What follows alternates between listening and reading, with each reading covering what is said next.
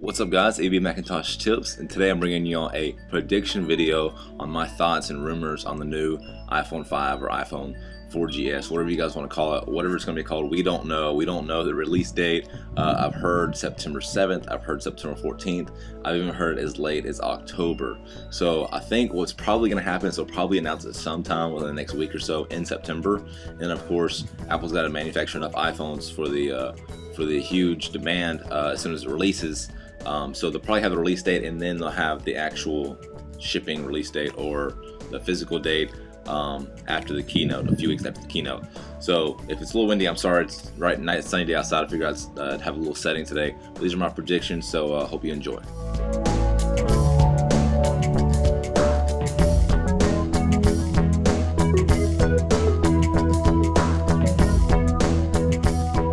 So the first thing I want to talk about is that in the new iPhone 5 prediction is the interior of the phone. And starting out with that new A5 processor by Apple. Now you guys knew in the iPhone 4 and the iPad 2 they updated to that A4 chip. It's a dual processor. It's very fast and durable.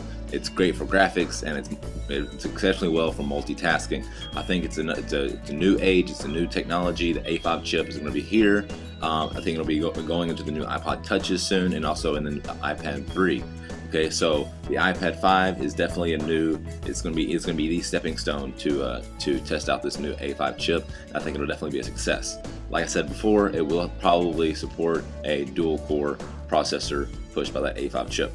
Also, I think inside of this iPhone 5 we will see an iGPU graphics video card. If you guys don't know what that is, here's the description. And all that basically is going to do is enhance the graphics and enhance multitasking. And with that larger screen, supposedly with a 3.7-inch screen, it'll look much clearer with that Gorilla Glass. So the last thing that has been rumored for a long time is the new it's the new NFC technology, which is basically like electronic scan, and a lot of the new debit and MasterCards have it. You basically scan it across your drive-through window, and it automatically transfers your account information. And basically all they're doing is trying to build that into the phone. It's very easy. It's a small chip. All they do is they have to actually make an app for it. So once you scan it, if it's a debit card, you put your PIN in, which of course is probably the safest thing to do to avoid any kind of theft or burglary. So for the exterior base of the phone, I really think we're going to see a whole new design here in the iPhone 5, starting out with the back. Okay, the sides and the back. Now, the iPhone 4, the huge debate was the antenna, and if you had that Hulk Hogan death grip, obviously you were not able to get signal, especially through AT&T. Now, for the iPhone 5, I think we're going to see a whole new redesign on the band. Not only are we going to see a thinner design, a wider design with 3.7-inch screen, but I think it'll be a more curved or tapered design, or some people are calling it the wedge design on the iPhone 5. Now, what does that mean? If you look at these pictures here, you can see a side comparison of the iPhone 4. It's more of a straight block standard phone, or a cube, I guess. And for the iPhone 5, you're going to see the back is more tapered, very similar to the iPod Touches and the iPad 2s. Now, the rumor I'm about to give you guys, or the prediction, I haven't seen this on any websites or thing, but I really do think that the back of the iPhone 5 is going to be some form of aluminum or carbon fiber, or something that is representable to the iPad 2, that kind of brushed aluminum look, or very similar to the unibody MacBook Pros. So something like that has that nice brushed look. So I really like the aesthetics of the iPhone 4. Don't get me wrong, I like the back glass, how it looks, but I don't think it gives the durability and the security that the iPhone 5 needs. With a thinner design, you need something that's more durable. I think that back piece is not going to be glass, but it'll probably be aluminum or some kind of curved carbon fiber, or something crazy that Apple will come up with. As long as it doesn't interfere with the signal, I think they'll be okay in that department.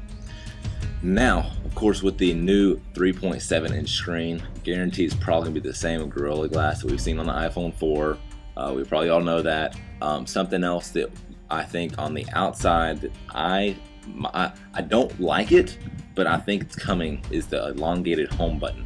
Now, you can see in the video, these videos, and also, of course, these photos here, every blueprint, every new case coming out, every prediction or rumor or spoof, whatever you want to call it, for these new phones has that elongated home button. I don't personally like the look of it. Maybe it'll feel better.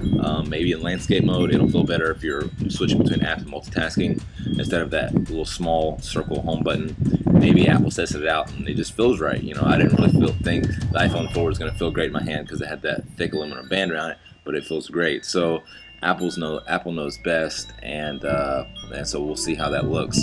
So I think it's guaranteed we'll have some kind of elongated home button or something different on that front, along with of course you can have your volume rocker, your sleep wake button, and your vibration switch, your volume switch.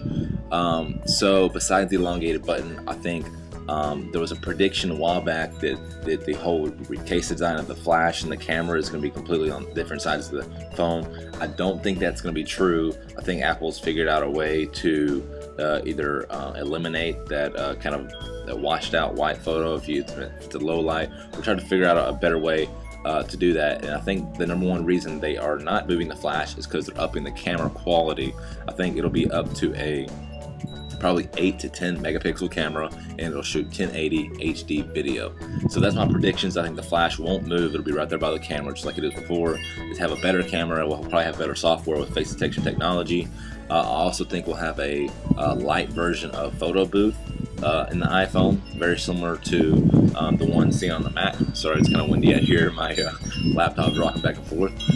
And the last thing I want to talk about is the 4G service and the storage and other crazy rumors that I think probably won't happen, but might happen in the future with Apple. So the first one is the 4G service. Will we see the iPhone 5 with 4G service? I think it'll be 4G compatible. I don't know if AT&T Verizon will support 4G ahead. Now, if it was between AT&T and Verizon right out of the gate, I think Verizon would definitely be the first to jump on 4G technology with a new iPhone. For some, I've read reports and stuff. Verizon, obviously, with their database, they're ahead of the game when it comes to the 4G speeds. AT&T is just kind of standing back and just competing with their plans. So with the storage, I think we'll have the basic 16, 32, and 46 gig hard drive space. Now with the battery life, obviously, as we've seen pictures, it'll be a different design battery. Of course, Apple having thinner designs, everything's better. It'll probably have a longer battery. So we'll see how that fans out. The last thing is the software. The iOS 5 software, I think, will have new expose functions very similar to Lion. Now, if you've ever been online with the multi-touch functions on your trackpad, you can swipe back and forth pages, you can swipe up and down. I think it'll be very similar to that, using more 3 and 4 finger gestures besides a pinch and zoom. Okay. The last thing I want to talk about is the keyboard. Now, of course, we have the standard landscape and the portrait keyboard and the new iPhone software. And I guess it was 2010 when they updated the landscape keyboard finally. But this new physical keyboard everybody keeps talking about, I don't think is true. I think it's a possibility, maybe in the future. But if you check this video out, it shows that this keyboard is very thin design attached to the bottom of the phone, somehow powers it. It has a backlit, it's a backlit keyboard, so you can see it at nighttime as well. And not only does it power the phone, it's easy to use and you can flip it around, very similar to the smart covers on the iPad 2 to use as a stand in portrait and landscape. So you guys can see the video there. I'm going to leave 3 other links below from other YouTubers that have tweeted us previously when they have their blog websites where they found rumors that they want to contribute to this video. So you guys check those out as well, and I'll move on to our Twitter replies. Alright, Jason from MacMan on Twitter says, MacintoshTipz, I really think that they'll have 2 iPhones. Actually, they're going to have a first iPhone will be an iPhone 4S. It'll be a basic iPhone with a new antenna redesign, and then they'll have a second iPhone that'll be called an iPhone 5. It'll have a slimmer wedge design with more capabilities. I think that's possible. Let's see who else we have on Twitter. Dan from Twitter at MacBoyPros says MacintoshTipz prefer they would have a larger screen and probably a thinner design. So you guys all have the same predictions. Some of you guys, as I said, it says battery life, antenna problems, higher camera. We'll leave all the links below. Thanks for those guys that replied to us on Twitter. Hopefully you guys have enjoyed this video. If you think some of these predictions are true, like this video. If you have your own predictions or rumors, leave a video response or just leave a reply below. Hope you guys have enjoyed. I'll catch you guys in the next video. Peace.